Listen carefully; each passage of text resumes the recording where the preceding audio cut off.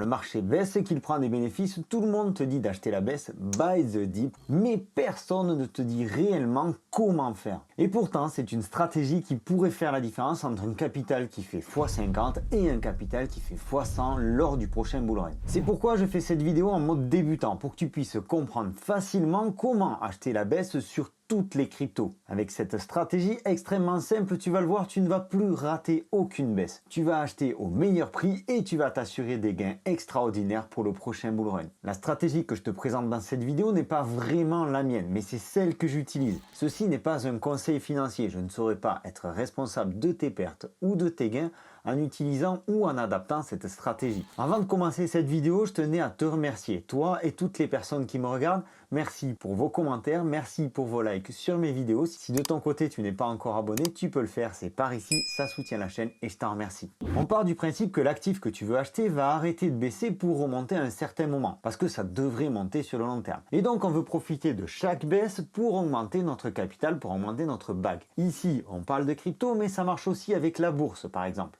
La première question que tu vas certainement te poser, c'est jusqu'où est-ce que ça va baisser? Eh bien la vérité, c'est que personne ne le sait. Tu peux essayer de tracer des dizaines de lignes sur tes graphiques, tu peux regarder la lune ou encore étudier le timing.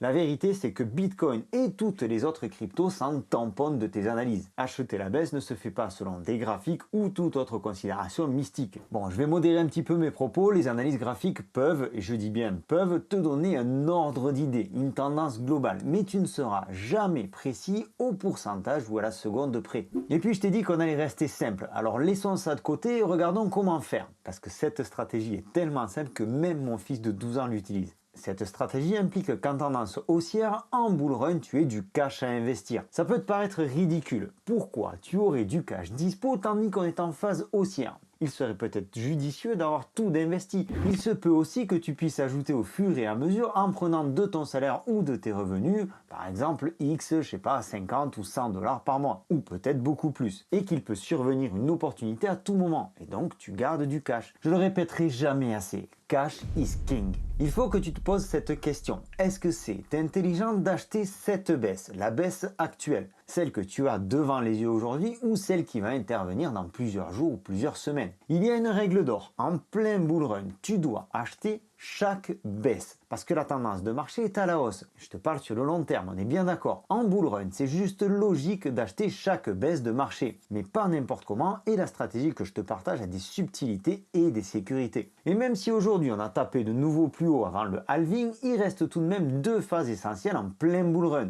La première phase où tu vas acheter les baisses et la deuxième phase où tu vas prendre tes profits. Il faut vraiment faire la distinction entre ces deux phases. Acheter la baisse ne se fait pas n'importe quand. Au moment où je tourne cette vidéo, en avril 2024, nous sommes en phase 1. D'ailleurs, abonne-toi pour avoir des mises à jour. Je te partagerai en vidéo les tendances du marché. La deuxième question à te poser, c'est est-ce que le projet, est-ce que la crypto que tu vas acheter est sous-évaluée? Aujourd'hui, tout le monde envoie le Bitcoin à 150 000 dollars minimum. Certains à 250 000 et d'autres à plusieurs millions. Est-ce que je suis d'accord avec ça? Oui, mais c'est une question de temps. Et pour ce bull run là, on va dire que 250 000 dollars, ce sera déjà pas mal, voire même plus qu'espéré. Et tu vas me dire, oui, mais les autres cryptos. Et là, je t'invite à la prudence, parce qu'il va falloir que tu fasses attention à la spéculation sur les petites valeurs. Si tu prends les grosses valeurs, les grosses cryptos, qui sont parmi les 10, 20 ou 50 premières capitalisations de marché, tu vas pas risquer grand-chose. Attention cependant, au milieu de ces projets solides, il y a quelques meme coins qui viennent perturber la hiérarchie. Mais quand tu prends du Link, du Solana, du Toncoin, de la Vax, du Matic ou encore de l'Atom, ça reste relativement safe. Tu peux prendre un peu plus de risques en achetant du Render ou du Tao Bitensor par exemple. Mais bon, je t'ai dit que je restais simple et si je continue, ça va être vite compliqué. Alors je vais te partager cette solution-là. Comment acheter la baisse? Je te l'ai dit un peu en introduction, il va te falloir des sous. Parce que si pas de sous, pas d'achat.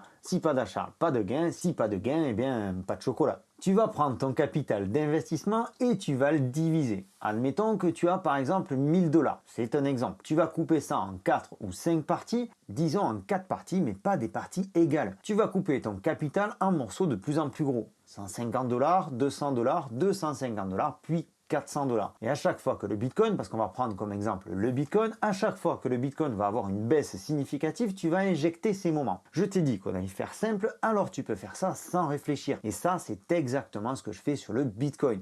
Dès que Bitcoin baisse de 5%, j'ajoute 150 $. Si jamais il baisse de 5% de plus, j'ajoute 200 $ de plus. S'il baisse encore de 5%, soit un total de 15% de baisse, eh bien j'ajouterai 250 $ de plus. Et s'il baisse pour un total de 20%, j'ajouterai 400 $. Et s'il continue à baisser, eh bien je m'arrête. Parce qu'il faut aussi savoir s'arrêter. Déjà parce que mes capitaux ne sont pas illimités. Et je te dirai exactement pourquoi en fin de vidéo. C'est extrêmement important. Cette stratégie peut ressembler à une martingale, je te l'accorde. Il y a de grosses similitudes. Sauf qu'une martingale, c'est basé uniquement sur des statistiques et du hasard. Et qu'une martingale n'a pas de limite. Je te répète qu'ici, on est en phase de bull run et on achète seulement des baisses passagères. 1000 $, c'est un exemple, tu peux le faire avec 100 ou avec 10 000 $ si tu le souhaites. Bref, selon ton bag à toi. Si tu veux appliquer cette stratégie sur d'autres cryptos, comme sur les altcoins, attention, je ne te parle pas de même coin, je te parle d'altcoin, comme je t'ai donné tout à l'heure, Solana, Link, Atom, etc., etc. Tu prends un delta de 10%. À chaque baisse de 10%, tu rachètes. Et sur les mêmes coins, comme le Doge ou le Shiba, tu prends dans ce cas-là un delta de 15%. Je te l'avais dit. Je t'avais dit qu'on ferait extrêmement simple. Si tu prends le Bitcoin ces derniers temps, ça va te donner ça. Par rapport au dernier plus haut à 73 790 $, une baisse de 5% nous donne environ 70 000 $. À ce moment-là, tu rajoutes 150 $ de Bitcoin. À 66 550 $, tu rajoutes 200 $ de Bitcoin. À 62 500, tu rajoutes 250 $. Et enfin, à 59 000 $, si on y arrive, tu rajouteras 350 $. Et là, tu vas me dire deux choses. On a déjà un petit peu abordé le sujet, mais si ça tombe en dessous, eh bien, si ça tombe en dessous, tu patientes. Il y aura des points d'entrée, mais ça devient plus technique et plus risqué. Tu vas aussi me dire que tu n'as pas forcément le budget pour acheter 1000 balles de Bitcoin à chaque baisse. Je te comprends et moi non plus. Mais rien ne nous dit qu'on va devoir injecter 1000 $ à chaque fois. Peut-être que la prochaine baisse ne fera que 5% et dans ce cas-là, ce ne sera que 150 $. Bien entendu, ça reste un exemple, mais je te mets des montants chiffrés pour que ce soit plus parlant pour toi. Ce qu'il est important de comprendre, c'est que tu ne dois pas tout mettre d'un coup. Tu dois absolument diviser ton bag avant de l'injecter. L'objectif de cette stratégie n'est pas d'optimiser à mort les points d'entrée, tu l'as bien compris, ni même les points de sortie dans quelques mois, mais plutôt d'optimiser ton temps tout en assurant des gains plus élevés que la moyenne. Cette stratégie s'adapte parfaitement aux débutants ou aux personnes qui ne veulent tout simplement pas se prendre la tête. Parce que si tu as seulement quelques cryptos à gérer, tu peux optimiser cette méthode, bien entendu. Mais si comme moi, tu as 20, 30 cryptos à gérer et un planning de ministre, ça devient vite n'importe quoi. Alors il te faut gagner du temps. Et cette méthode-là, cette stratégie est certainement la meilleure que je connaisse à l'heure actuelle. Cette méthode ne nécessite aucune connaissance particulière. Tu viens de le voir. Tu as juste à calculer les différents pourcentages par rapport au dernier plus haut et à mettre à jour à chaque fois qu'on fait une nouvelle hausse. Ça va te prendre même pas 5 minutes. Une fois que c'est fait, tu peux même programmer directement tes ordres d'achat sur la plateforme de ton choix. Personnellement, j'utilise BitGet et BingX. Je te laisserai les liens dans la description de la vidéo. Et tu auras 10% de remise sur tes frais de trading sur chacune de ces plateformes. Un dernier point ultra important. Ultra important. Tout aujourd'hui semble nous amener vers un bull run. On a les ETF, on a le halving, on a un engouement autour de la crypto, mais le marché peut se retourner à n'importe quel moment.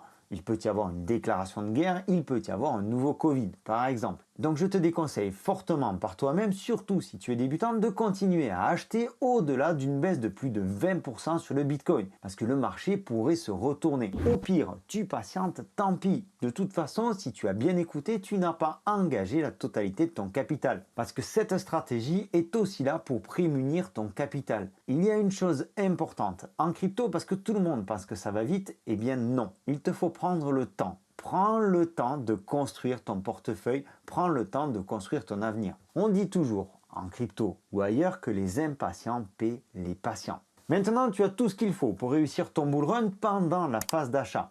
Abonne-toi par ici, parce que quand sera venue la période de vente, je ne manquerai pas de t'informer de la stratégie de sortie pour éviter de te faire piéger comme je me suis fait piéger lors du dernier bull run. C'était Sylvain pour Objectif Lune, je te souhaite une excellente continuation, je te remercie de m'avoir écouté. Prends soin de toi et de tes finances. À très bientôt. Ciao!